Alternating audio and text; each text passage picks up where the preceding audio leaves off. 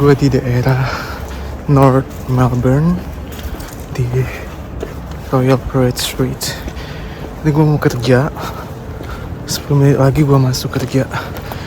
Tapi sebelumnya gue mau keliling-keliling dulu. Di sini tuh cantik-cantik banget rumahnya. Like it's super really good.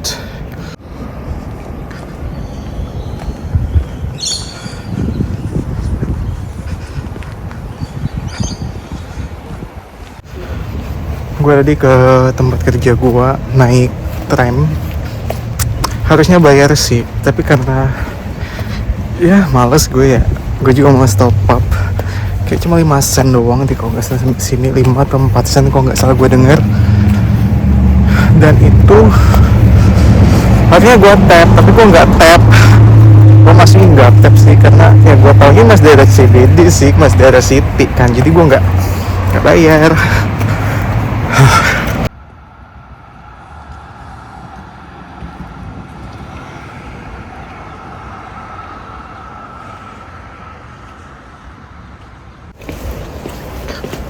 Sekarang tuh lagi autumn, fall, mau ke winter, tapi dingin banget. Tiap hari tuh, ya you know lah Melbourne ya, sedikit aneh cuaca di sini. But langitnya tuh cantik banget dan ada matahari. Tapi dinginnya tuh dingin banget menusuk tulang. Kadang sampai 7 derajat, hari ini aja tuh 11 derajat sekarang. Dan anginnya tuh dingin banget. Walaupun ada matahari. Begitu. Ini kelihatan ya, itu steak ayam. Gue pakai mozzarella gitu loh. Enak banget. Ini kayak salad. Terus rice. Itu harganya sekitar $30 karena aku staff itu gratis.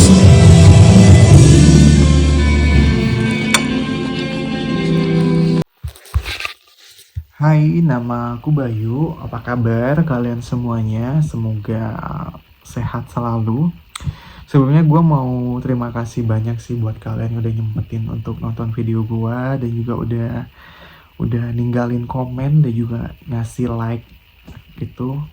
Gue sih nggak peduli sih kalian mau subscribe atau ngasih like atau apa, tapi kalau ada yang komen tuh bikin gue tuh seneng banget, berarti video gue disimak dan kalian cukup terbantu akan video gue, semoga ya. Makanya dan juga semoga yang kalian tanya-tanya di kolom komentar itu cukup menjawab dan cukup terbantu akan jawaban gue. Jadi makasih banyak banget udah nyempetin nonton video gue dan memberikan komen, itu sangat-sangat memberikan positive vibe dan bikin gue untuk semangat lagi cerita dan juga sharing about tinggal di Australia dan juga kerja di sini gitu kan.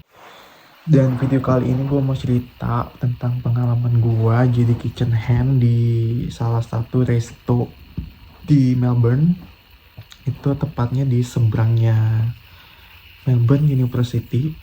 Ini nih apa namanya, lihat nih gambarnya di sini lah, pokoknya itu restonya. Jadi awal ceritanya itu gue tuh 2 minggu nganggur gitu kan. Pas nyampe di Melbourne tuh gue nganggur 2 minggu. Gue udah pusing banget gitu kan mendapat kerja dari mana gitu kan. Karena actually sebelumnya pas gue di Indo, di Jakarta, gue tuh dapat kerja di farmnya tomat. Tapi setelah gue nyampe sini ternyata udah penuh. Jadi mau gak mau gue harus cari kerja lain gitu kan. Nah, gue tuh tinggal di hostel yang isinya tuh 90% adalah working holiday juga dari banyak negara. Dan mereka tuh juga sama kayak gue, struggle nyari kerja segala macam. Udah apply di Seek, di Indeed, di Gumtree, Facebook group. Di Facebook group banyak banget scam by the way ya. Dan singkat ceritanya, gue itu ketemu dengan, di hostel itu ada temen gue namanya Sarah. Dia itu dari Jerman, apply juga lah. Gue tuh sebelumnya nggak berani apply door to door gitu kan. Akhirnya gue beraniin, dibantuin sama Sarah itu untuk apply door to door. Kayak lu nggak usah malu gitu kan, nanti gue temenin. Sama gue ini nggak ada CV, nggak ada resume update yang nomor HP di Australia sama alamat di Australia. Dan itu dibantu juga sama Sarah. Ya udah nanti kita ngeprint aja. Kata gue emang ada di sini gitu kan. Soalnya kita di Jakarta di Indo banyak banget kan tempat print pinggir jalan, yang tempat fotokopi gitu-gitu kan. Di sini juga ada, tapi bentukannya tuh kayak stationery. Namanya di Office Works. Gue kayak ini harganya berapa lah gitu, ternyata murah sama kayak di Jakarta, sama kayak di Indo. Itu selembarnya 1.000, sama banget kayak 1 sen gitu kan selembarnya. Jadi sangat-sangat membantu sih kata gua. Office Work juga banyak banget kok di CBD, cari aja kalau kalian butuh tempat print nanti pas udah nyampe.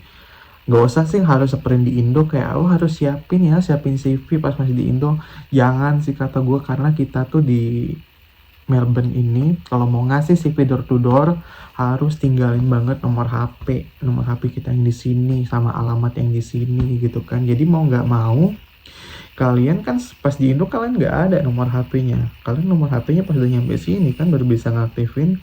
Jadi ya udah mending ngeprintnya di sini aja di Office Works gitu kan, harganya sama aja 1.000-an gitu. Jadi nggak usah ribet. Gue tuh suka banget dengerin orang-orang di grup gitu kan, siapin banyak-banyak CV ya gitu kan. Dan gue yain aja ternyata nggak kepake CV-nya, anjrit. Pokoknya gue play door to door, tapi ada beberapa yang dapat panggilan, sama beberapa ada dapat panggilan, salah satunya dari Resto Indo yang ada di CBD.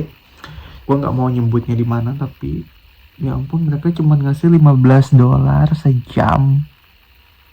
Kalau udah 3 bulan dinaikin jadi $3, $18 doang.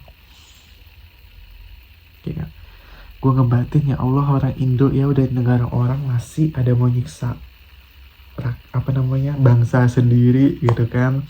Ya, tapi kita nggak tahu juga sih, mungkin restonya nggak terlalu rame atau apa ya.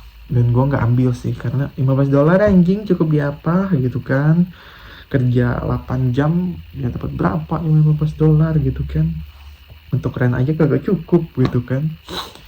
And then pada akhirnya gue sebelum ngeprint dan juga sebelum nyebar CV itu paginya udah apply di Gumtree jadi kitchen hand.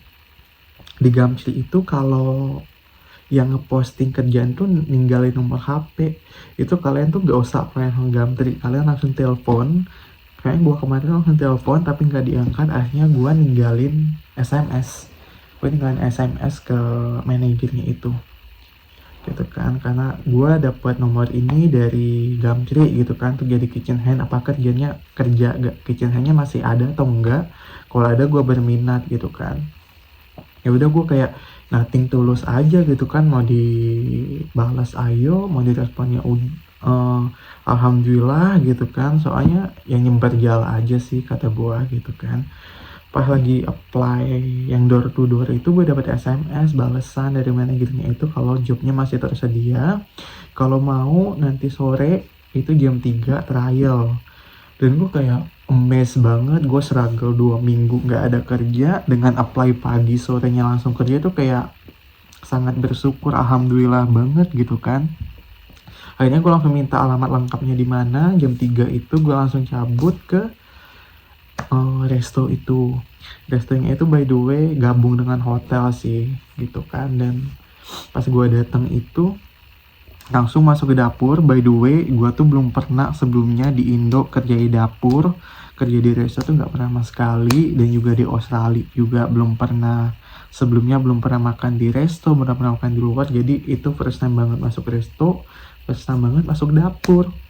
Dan dapurnya yang sangat rame banget karena chefnya ada 6, kitchen handnya 1, which is gua.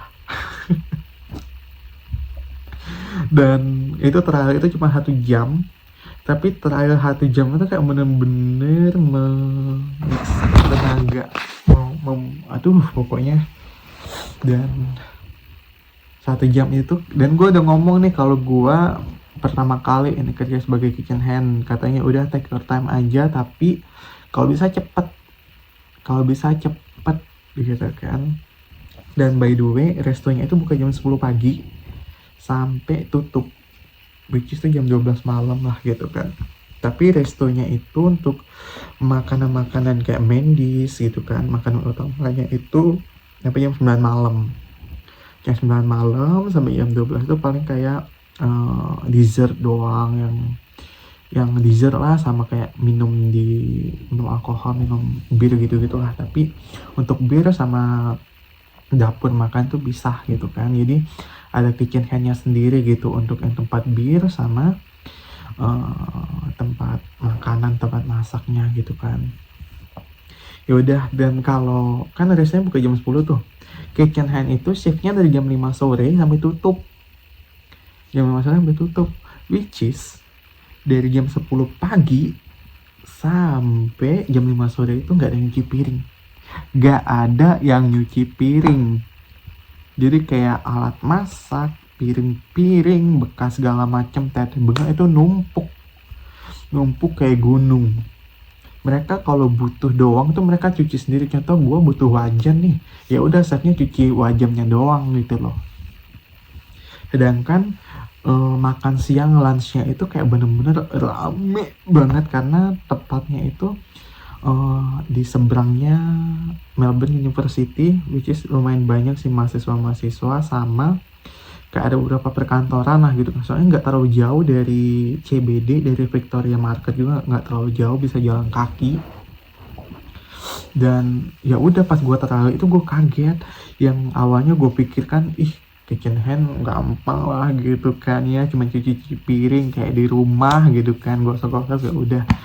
Ternyata enggak, itu kayak bener-bener numpuk kayak gunung, lu tahu, kayak gunung. Dan juga itu first time-nya banget gua pakai mesin cuci piring, yang sebelumnya di Indo nggak pernah, soalnya nggak pernah juga, nggak tahu bentukannya kayak gimana gitu kan.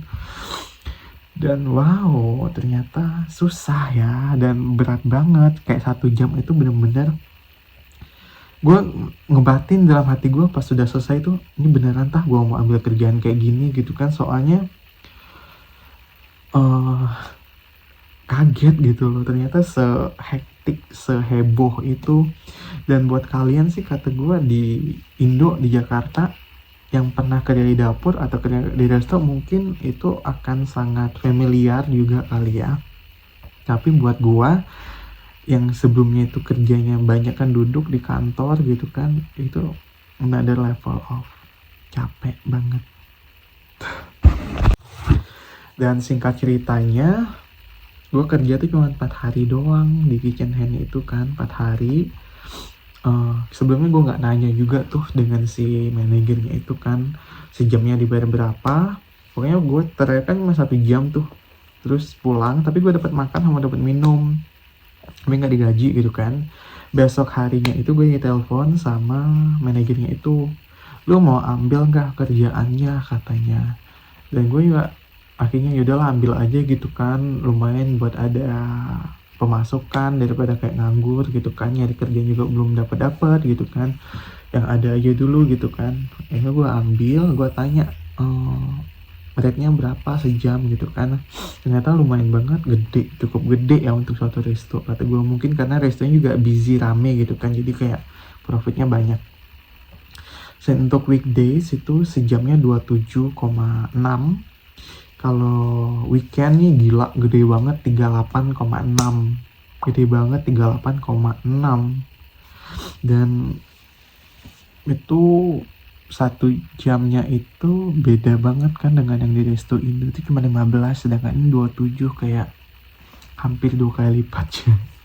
Dan di resto Indo itu nggak ada tuh rate weekend atau rate, nggak tahu sih buat public holiday ya. Kalau weekend tuh mereka nggak ada, kayak flat doang. Kayak bayangkan gitu kan, kitchen hand ternyata yang sesulit itu cuma dibayar $15. Yang di tempat gue ini ya cukup terbantu lah, walaupun kerjanya capek banget, tapi pas gajian tuh seneng gitu kan. Dan by the way, gue tuh kerja cuma 4 hari, satunya tuh di hari Minggu.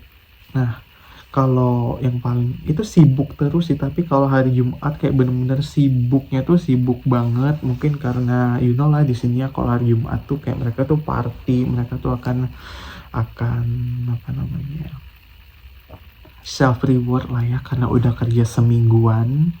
hari Jumat itu karena Sabtu Minggu libur kan, mereka harus party lah untuk menyenangkan diri mereka, untuk senang-senang gitu. Soalnya mereka malah Sabtu Minggu di sini tuh sepi. Restu Sabtu Minggu di sini sepi, bahkan banyak yang tutup bahkan gitu kan. Dan gua masuk hari Minggu itu aja, Sabtu Minggu itu aja, itu cuma 3 jam doang kerja. Cuma 3 jam doang kerja, jam 9 tuh udah tutup karena sepi gitu kan. Dan itu which is good sih kata gua.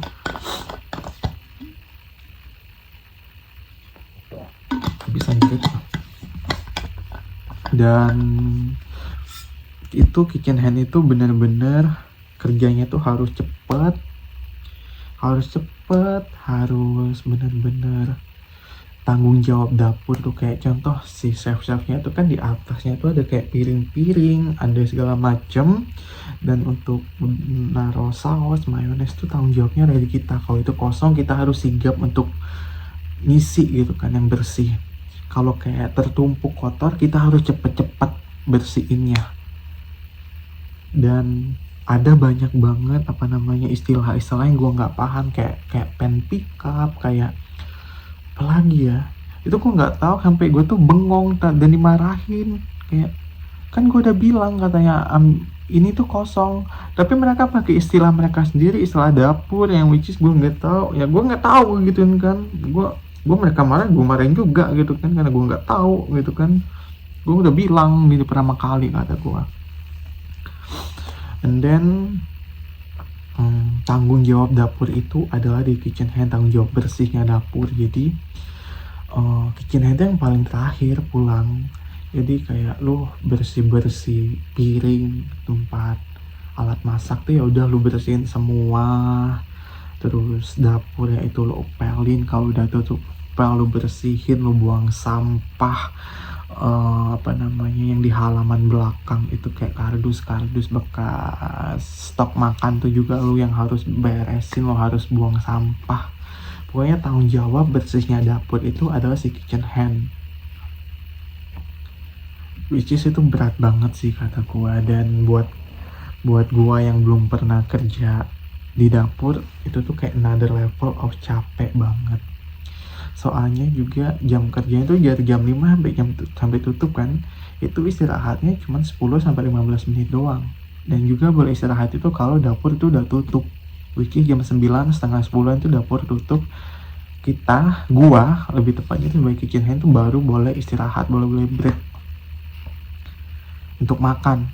Dan itu juga kayak cepet banget, karena lu bisa kayak lebih lagi, tapi lu bisa nggak nih beresin dapur itu tepat jam 12 malam. Soalnya nggak mungkin lu harus pulang jam 1 atau setengah 1 gitu, paling mentok kan jam 12 lewat berapa gitu kan. Jadi ya mau nggak mau kita istirahatnya cuma 10-15 menit kalau lu mau cepet beresin dapur itu loh. Dan alhamdulillahnya juga gue muslim kan, jadi gue manfaatin nih, gue juga harus sholat, gue nggak mau gue tinggalin sholat gitu kan. Jadi gue harus manfaatin waktu gue mau sholat, gue izin nih kayak maghrib 6:30 gue izin, soalnya gue bisa istirahat gitu kan, sama isya juga kan, biar gue bisa istirahat. Soalnya itu benar-benar capek, lo nggak bisa duduk, lo nggak bisa ngapa-ngapain kecuali istirahat sama sholatnya. Untungnya gue sholat gitu kan, kayak 5-10 menit gue sholat lah gitu.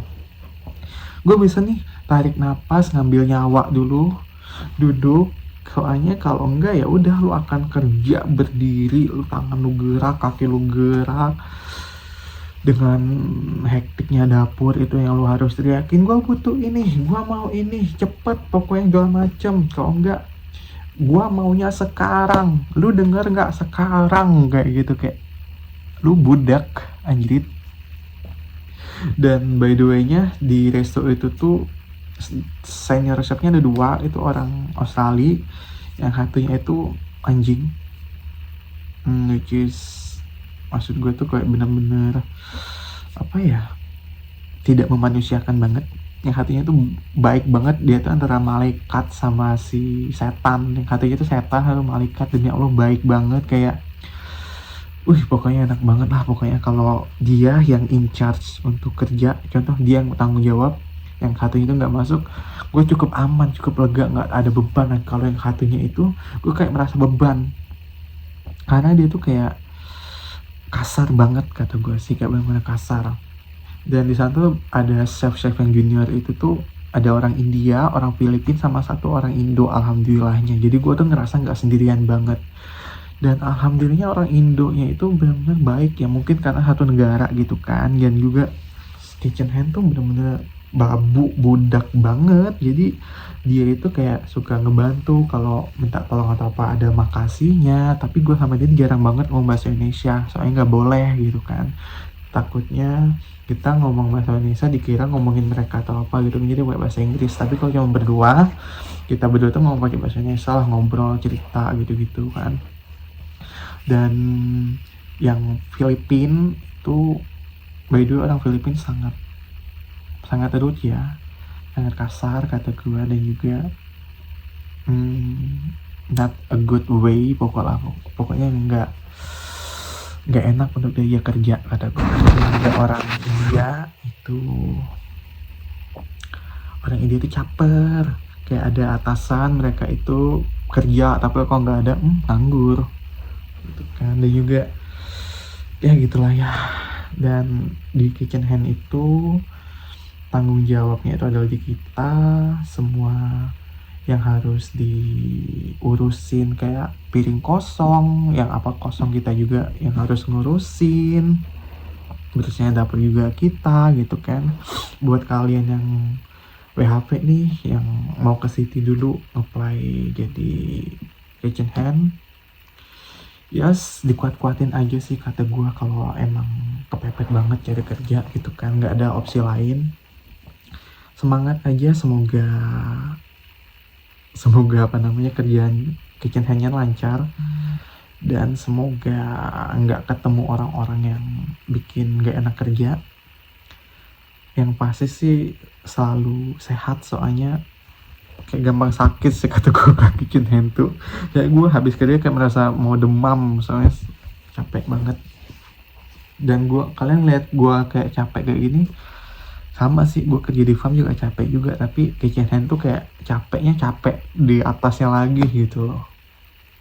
Jadi buat kalian yang nonton video ini yang pengen apply kitchen hand di Australia, khususnya di Melbourne, itu semoga bisa ada bayangan lah gitu kan. Soalnya kerjanya itu berat banget, apalagi buat kalian yang kayak gue nih nggak ada pengalaman kerja di resto atau apalagi di dapur, itu jangan kaget.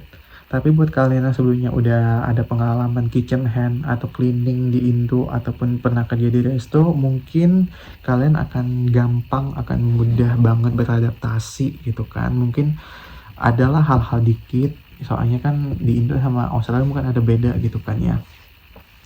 Tapi kalau di kitchen hand sini itu satu lagi sih yang bikin gue bingung, mereka tuh kalau cuci piring nggak pakai sabun, kayak pakai air hangat doang, sama mesin cuci piringnya itu hangat. Gue kayak ngebatin ini bersih atau enggak gitu kan. Belum lagi ada babi segala macem. By the way, yang ada babi itu gue nggak masalah atau apa ya, soalnya gue nggak tahu nih yang mana bekas babi yang mana enggak. Selama gue nggak tahu ya udahlah, Bismillah aja gitu kan. Dan itu mereka itu kalau ada lemak, ada minyak atau apa, itu kayak disemprot doang pakai air hangat, terus dimasukin ke dalam mesin cuci piring yang cuman berapa detik, 30 detik kalau nggak salah deh ya, 30 detik. Itu nggak tahu beres atau enggak ya, mungkin hygiene ya karena panas, tapi ya menurut gue itu jorok sih. Karena kita di Indo tau sendiri kan, cuci piring pakai sabun, pakai sunlight gitu kan, itu cuma pakai air hangat doang, tolong. Jadi ya segitu aja videonya, semoga membantu dan juga bisa mengasih gambaran. By the way, makasih banyak udah sempetin mau nonton video gua dan juga sempetin ngasih komentar kalau pada pertanyaan. Terima kasih banyak. Dan kalau ada saran atau mau cerita tentang apa, gua mau apalah gitu kan ya, pengalaman gue di sini ya mungkin gue bisa sharing juga. Dan makasih banyak. I'll see you guys on the next video. Bye.